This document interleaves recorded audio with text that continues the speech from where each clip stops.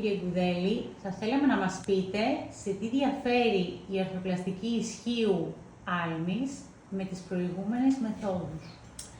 Η αρθροπλαστική ισχύου άλμης, όπως έχω ήδη πει σε πολλά βίντεο, η διαφορά κατά βάση είναι στον τρόπο προσπέλασης. Ο τρόπος προσπέλασης της μεθόδου άλμης είναι μία προσπέλαση η οποία ουσιαστικά δεν τέμνει τους ιστούς, τα μαλακά μόρια.